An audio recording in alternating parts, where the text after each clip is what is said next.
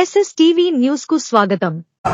మగవాడి పరం ఉండదు అనే విషయాన్ని మహాప్రభుత్వం చెప్పడం జరిగింది. కనుక వివాహ సంబంధాల ఎంపిక విషయంలో ముస్లిం సమాజం ఈ విషయాన్ని గుర్తుపెట్టుకోవాలి. రెండవది, వివాహానికి సంబంధించి ఇంకొక ప్రధానమైన మాట ఏంటంటే, ఎవరైతే స్త్రీ ధనాన్ని చూసి వివాహం చేసుకుంటాడో అతనికి దరిద్రాన్ని ప్రసాదిస్తాడో అల్లాహ్ అన్నారు ప్రవక్త.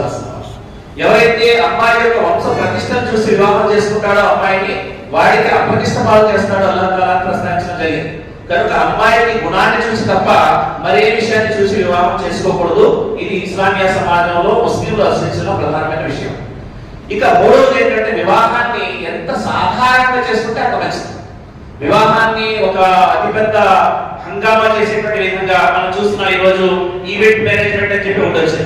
వివాహాలకు సంబంధించి అన్నిటికి సంబంధించి ఆ ఈవెంట్ మేనేజ్మెంట్ అప్పచెప్పితే ₹1,00,00,000 ప్యాకేజ్, 2 crores ప్యాకేజ్, వాళ్ళ డబ్బులు బట్టి వందల కోట్ల రూపాయలు పెట్టేది అన్ని కోట్ల ప్యాకేజీలు కూడా వివాహాలకు సంబంధించి ఖర్చు పెట్టడం జరుగుతుంది.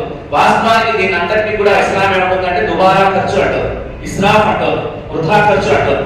వృధా ఖర్చు చేసేవాడు శైతాన్ సోదరుడు అన్నారు మహాప్రభుత్వం ముహమ్మద్ సల్లల్లాహు అలైహి వసల్లం. కనుక మనం వృధా ఖర్చు చేయకూడదు.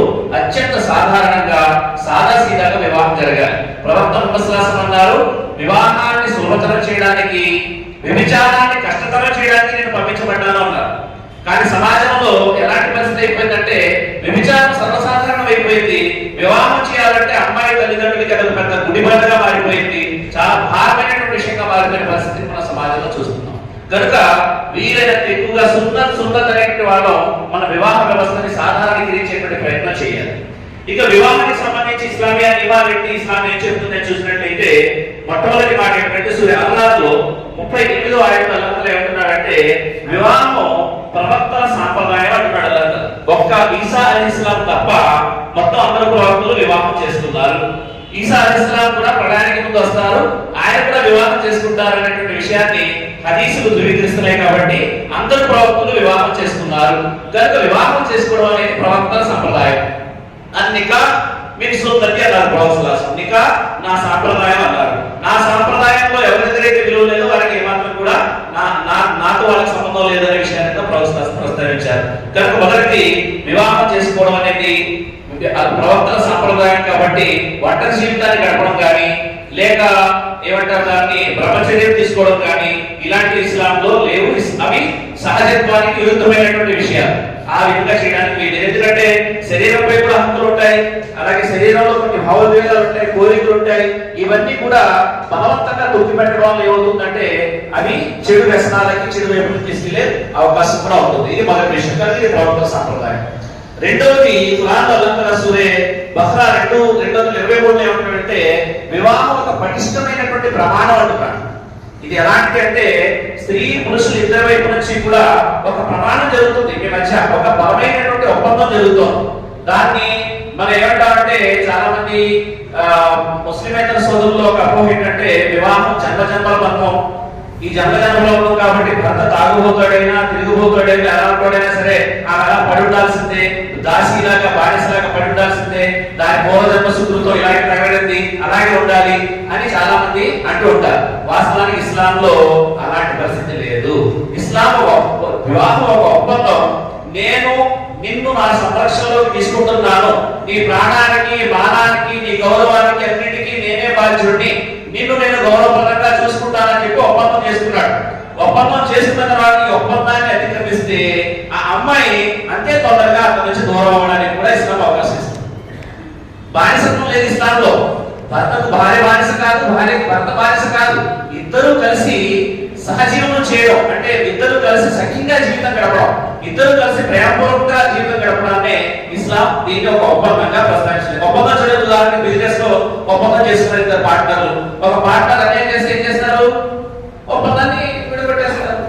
అలాగే ఇద్దరు కలిసి ఏదైనా ప్రయాణం మొదలెట్టారు, ఆ ప్రయాణం ఇద్దరికి పసగలు అయ్యారు, ఒప్పందాన్ని విచ్ఛిన్నం చేసుకుంటారు. ఇది ఒప్పందం అంటుంది ఇస్లాం. కనుక ఇది ఒప్పందాన్ని ఒప్పందంలాగే చూడాలి.